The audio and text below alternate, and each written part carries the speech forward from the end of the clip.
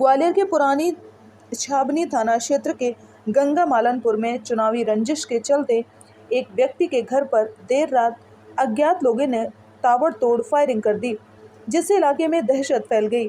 बताया गया है कि 17 नवंबर को मतदान वाले दिन गंगा मालनपुर निवासी हरि सिंह कुशवाहा के पुत्र के साथ कमरिया परिवार के कुछ लोगों ने मारपीट की थी, जिसकी एफआईआर भी दर्ज की गई थी। बीती देर रात इस हरि सिंह कुशवाहा के घर अज्ञात लोगों ने फायरिंग की और एक के बाद एक कई गोलियां दागी, जो कि उनके दरवाजे, कार और घर की दीवारों पर लगी। घटना के बाद तुरंत ही परिवार के लोगों ने पुलिस को मामले की जानकारी दी और मौके पर पहुंची पुलिस ने उनके घर पर सुरक्षा व्यवस्था लगा दी। पुलिस का कहना है कि अभी इस मामले में फरियादी ने एफआईआर दर्ज नहीं कराई है, तो वहीं फरियादी का कहना है कि गांव के ही रहने वाले कुछ लोगों द्वारा चुनावी रंजिश पर उनके घर फायरिंग की गई। फायरिंग करने वाले लोगों के चेहरे तो उन्होंने नहीं देखे, लेकिन उन्होंने आशंका है कि 17 नवंबर को उनके बेटे के साथ मारपीट करने वाले आरोपियों ने ही इस वारदात को अंजाम दिया है। फिलहाल पुलिस इस पूरे मामले की जांच पड़ताल में जुटी हुई है। भाई साहब क्या नाम है आपका? हरि सिंह कुशवाहा। भाई साहब क्या कुछ घटना हुई है? यहाँ भैया जिस दिन वोटिंग वाले दिन सारे दिन शांतिप्रिय माहौल चला था और 6 बजे जैसा कि नियम होता है कूपन बांट दिए गए थे।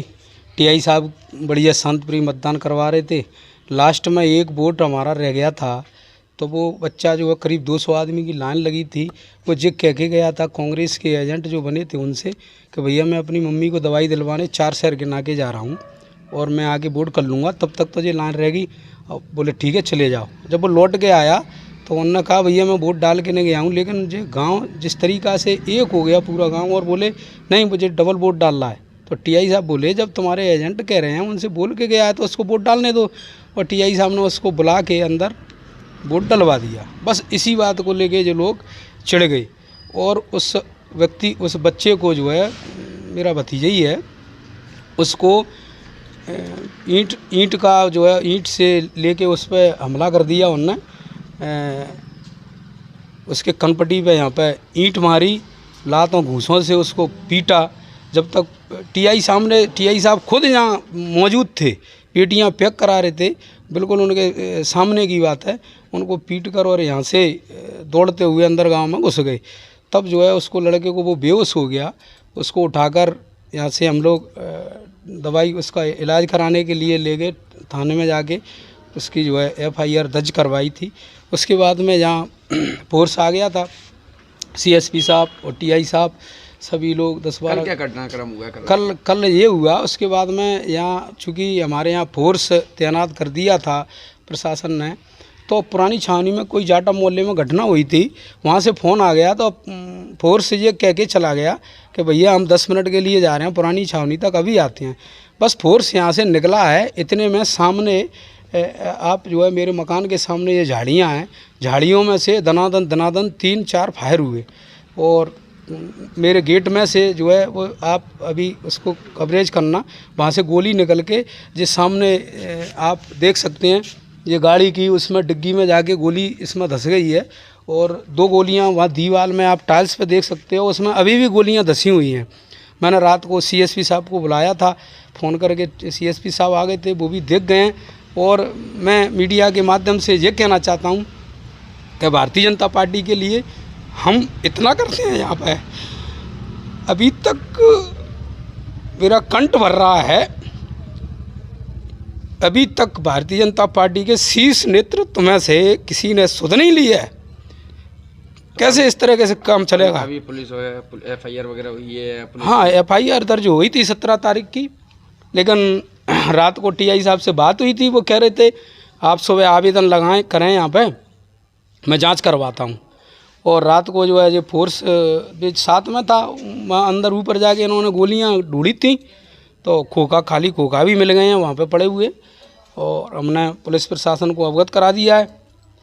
पुलिस फोर्स भी है यहाँ पे, उनकी जानकारी में है, लेकिन इस तरीके की ओछी हरकतें यहाँ पे की जा रही हैं, ये जो है बहुत ओछी मानसिकता है इस गांव के लोगों की।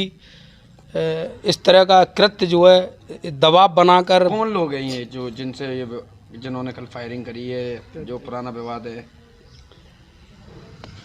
अब चूंकि किसी को हम वहाँ देख तो नहीं पाए, झाड़ियों में से किसने छुप के फायरिंग की है, ऐसे इस तरीके से किसी का पर्टिकुलर नाम तो हम नहीं ले सकते कि कौन हो सकता है जी। इस तरीके से ये जांच का विषय है, चूँकि इस मामले में पुलिस जांच करे कौन है ये लोग। इनके बीच में विगत 5-7 दिन से विवाद है। 17 तारीख को भी जो है वहाँ कमरिया परिवार के कुछ लोगों ने कुशवाहा परिवार के एक व्यक्ति के साथ मारपीट कर दी थी।